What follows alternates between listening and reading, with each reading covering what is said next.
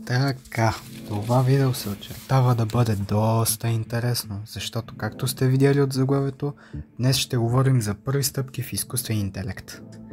И нека първо се представя, се казвам Мартин и както споменах, днес ще говорим за първите стъпки в изкуствен интелект.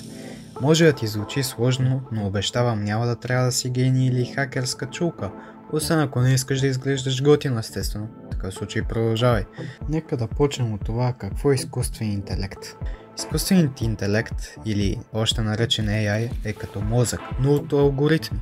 Може да разпознава, разбира, пише, рисува и то всичко това без нито една чаша кафе. Значи по-добре от мен сутрин.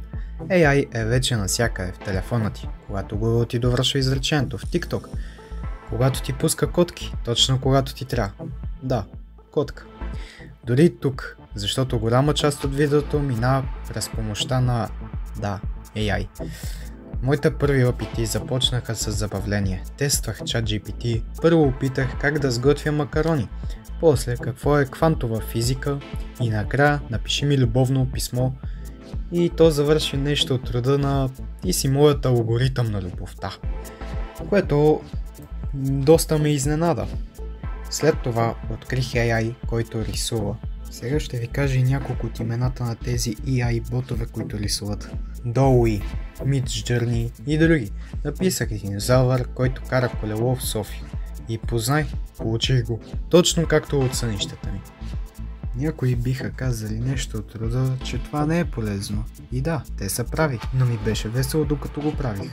Той ще става все по-важен, ще помага на лекари, ще пише кодове и ще композира музика.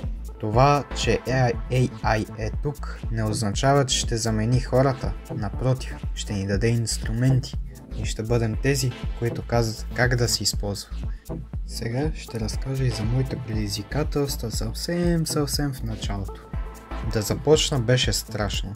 Първо не разбирах как работи всичко, после се плашех, че ще сбъркам, после минаха 2 часа в генерация на глупави картинки.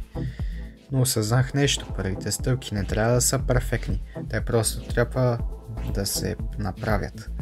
Грешките са част от процеса. Понякога ще объркаш команда, понякога ще получиш кон с 5 крака, но понякога ще създадеш нещо наистина готино. Сега ще ви разкажа как може и вие да започнете.